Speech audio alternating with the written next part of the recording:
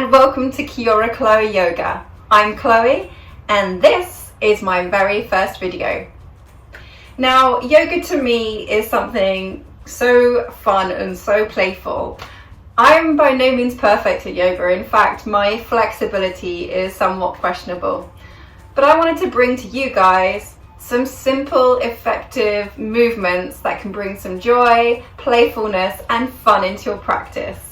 Now, I started yoga when I was a little girl and they taught us through animal poses. Some yogi teachers still use animal poses as their main way of describing things, and I think that's great. So I wanted to bring to you guys today, as my first video, a collection of all my favorite animal poses into one sequence. So go grab your mat and let's get ready to share a playful animal practice.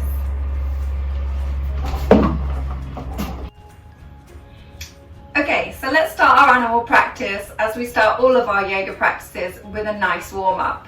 And what better warm-up to do than cat-cow? Okay, so get yourself onto all fours or all fours and grab yourself into a tabletop position. So we want to make sure our wrists are below our shoulders and our hips and our knees are aligned. And we want to feel a nice neutral spine.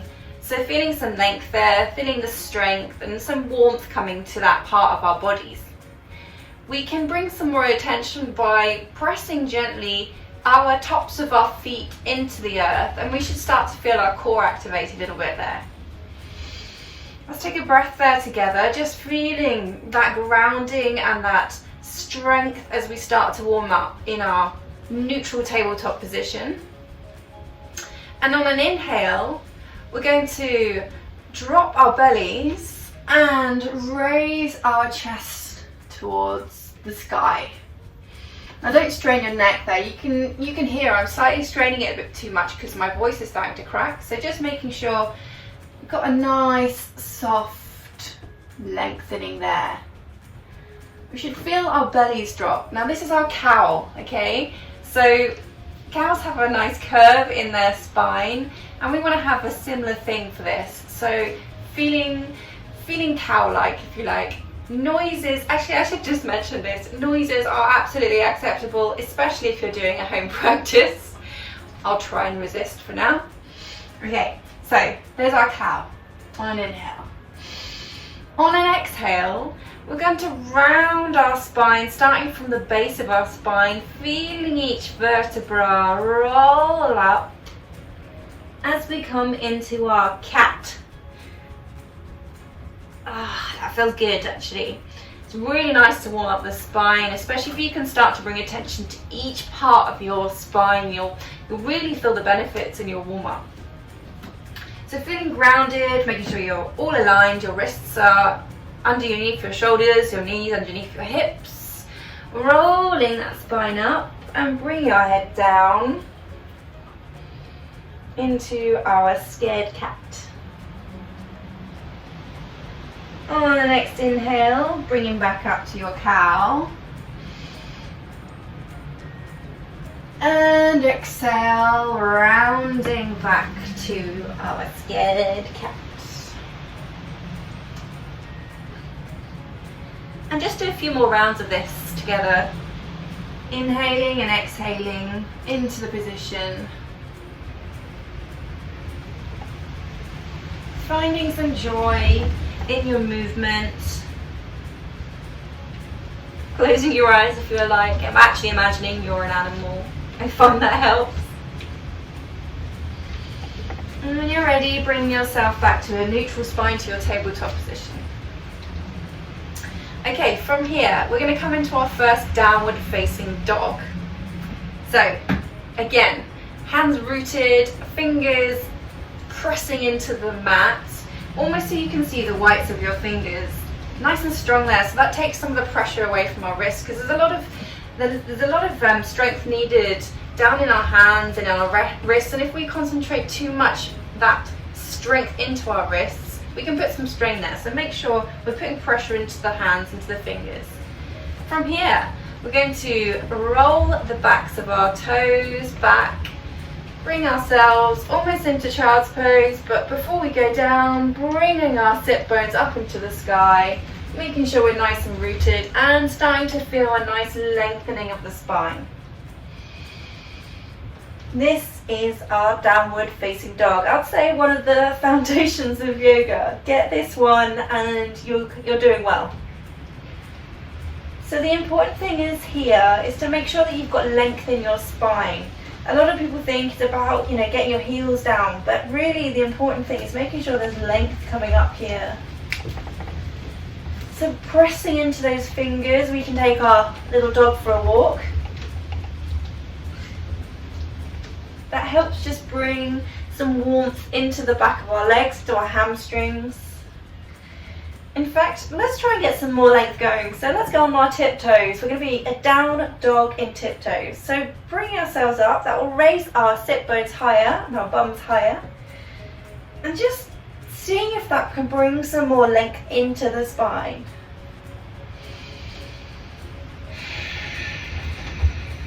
I'm going to inhale and exhale here. This is a nice resting position.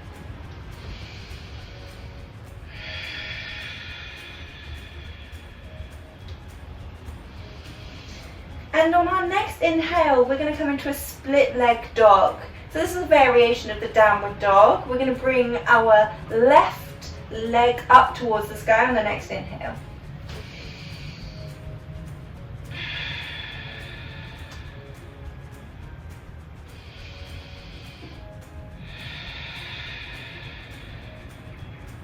This is a really nice pose for starting to activate the core. Obviously there's a lot of strength going on here. So if at any point during your practice, and this goes for any of my videos, you feel like you need to come down, you can always come down. That's absolutely fine. You just follow what your body is saying. So one more inhale and exhale here together. And bring that left foot back down. And as always, let's balance out to the other side. So bring your right leg up. Still making sure we've got length in the spine, so not letting that slip and round. One more inhale and exhale. And bring it back down. Lovely. Okay, from here, we're going to bring our knees down and to the width of our mats. So we're coming into our puppy pose here. So this is a really fun one, especially for kids, but actually for adults too, that's fine. And bring your toes down. We're just gonna kind of wiggle our bums like a little puppy. A little excited puppy in the morning. He's really happy to see you. He's wagging his tail.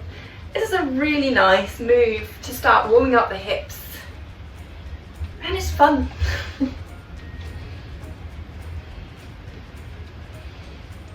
Okay, cool. From here, we're going to come into our dolphin pose. So a nice way to transition into this one is to come back up into our downward dog. We've done it once, so remember your alignment, remember what your safety cues are, and tucking your toes and bringing your hip bones, your bum back up into the sky. And looking forward, bring our elbows to where our hands were, and we're going to clasp our hands together and let our head just dip down. Again, we want to bring that attention to our spines, making sure there's a nice length there. If you prefer, you can bring your knees down if this is the first time you come into this position. Also good, just making sure you still got that length in your spine.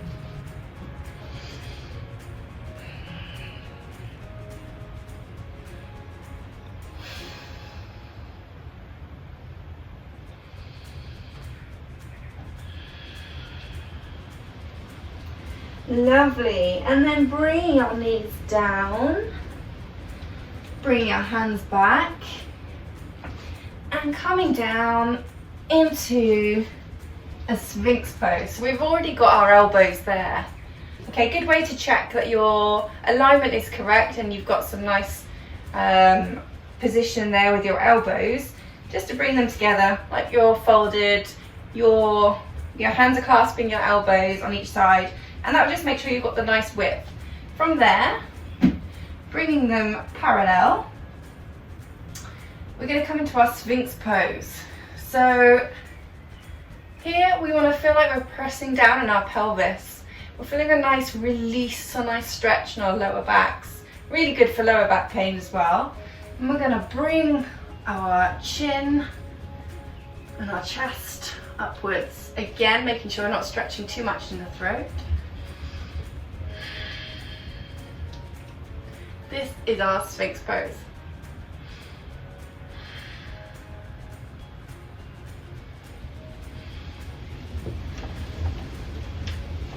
Okay, lovely. From here, bring our hands back towards where they were.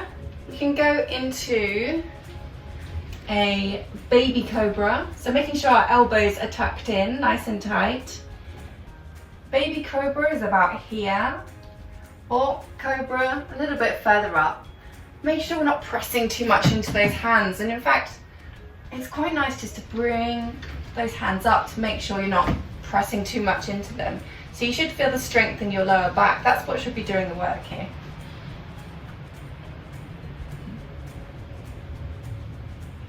Okay, coming down.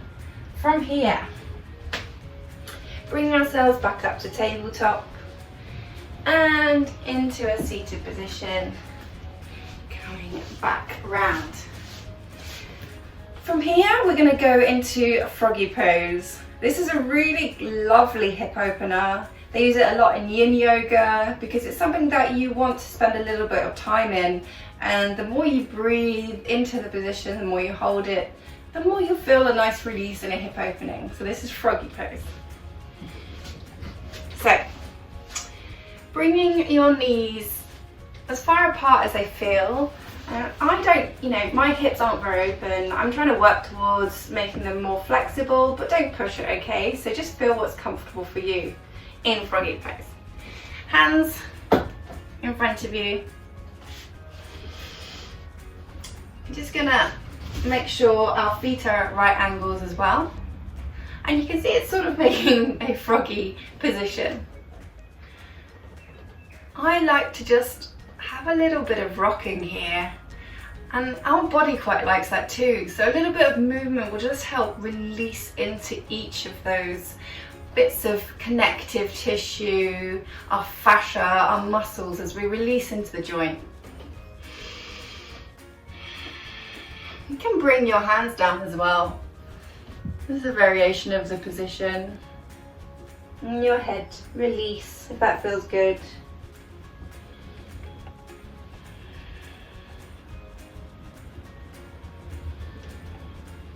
This is our froggy pose.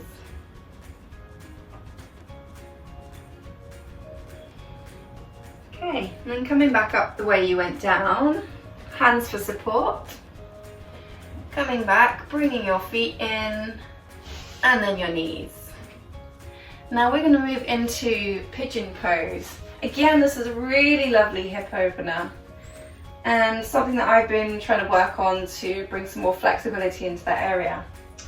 So hands at the front, we're going to bring our left leg back, feet flat, the top of your foot flat on the mat, and with your other leg, you're going to bend it, just gradually releasing into that right side, into that hip. You can bring a block in to support yourself. I've got one here. So you can bring that into the right side, into your hip area. And that just allows a little bit of support for your hip, and make sure you're not pressing it too far.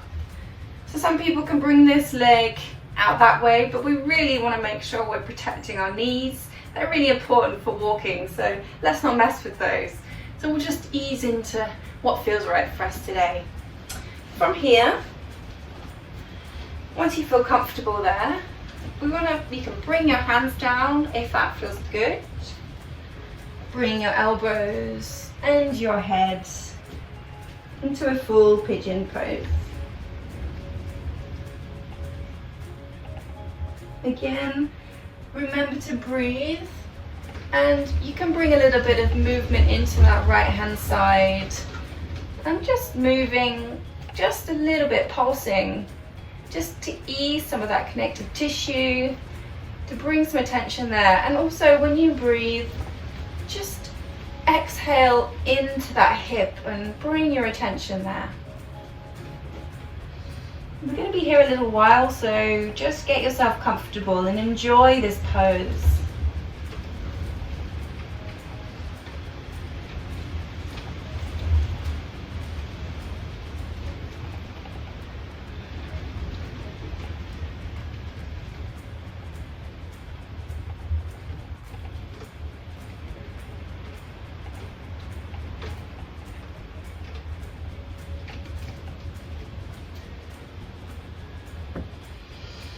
Okay, good. And inhale, bringing your hands back up. Shifting that back leg very gently forward. And we're going to switch sides. So this time my left leg will be bending and my right leg going back. So getting a bit of hip opener, hip flexibility into the other side. Again, bringing a block underneath that hip if that helps. And just ease yourself into the position. No overstretching, no pushing. Bringing yourself down and breathing in to the hip and feeling a nice release as your head relaxes over.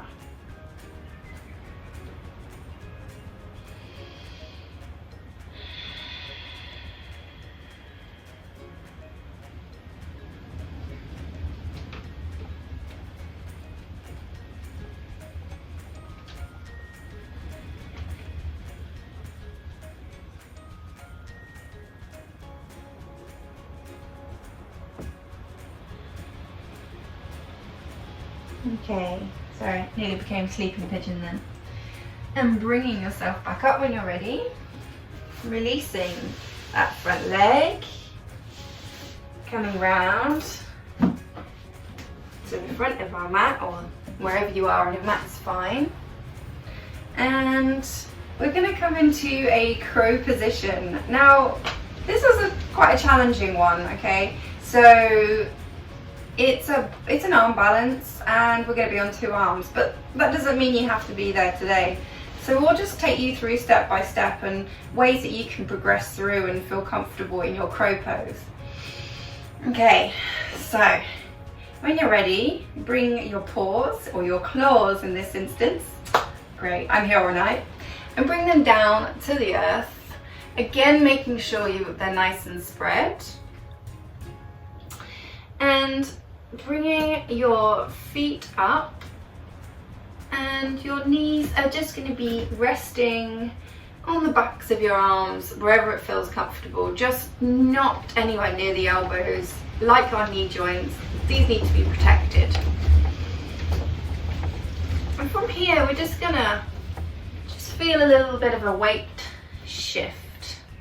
Bringing one toe up and leaning forwards, bringing the other toe up. That's feeling, if you feel like you're in the right position, you might need to bring your hands forward a little bit more. And we're going to have a little bit of a go with that, okay? That might be where we are today and that's fine, or we might be able to go into full crow. And when you're ready, you can bring both toes off the ground and just have a second there, feeling what that feels like when your feet are off the ground.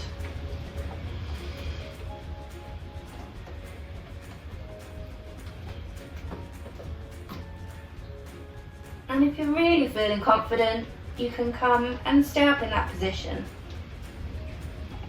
Where we're hoping to go is that eventually our arms will be straight. I'm not quite there yet, so I'm just going to keep my arms slightly bent to give myself some more support.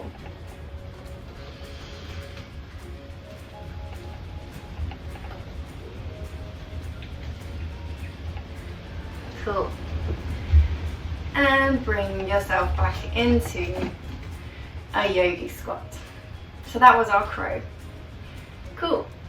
So I think my last pose of all the animal poses is a lovely, restorative, relaxing, on our back position.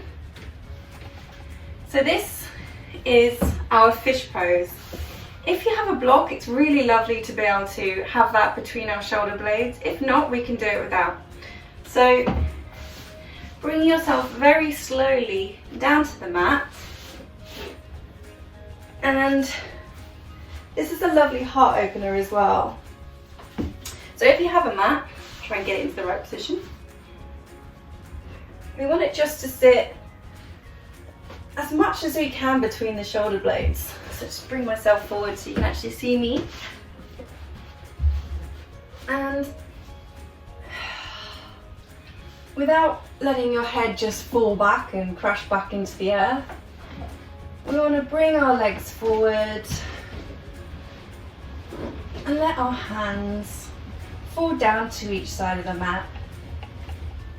In fact, I've got my block a little bit too high, so I just want to bring it down a bit. You want to feel comfortable in this pose, so you can rest here a little while, letting your shoulders fall back and breathing in to this lovely, relaxing fish animal pose.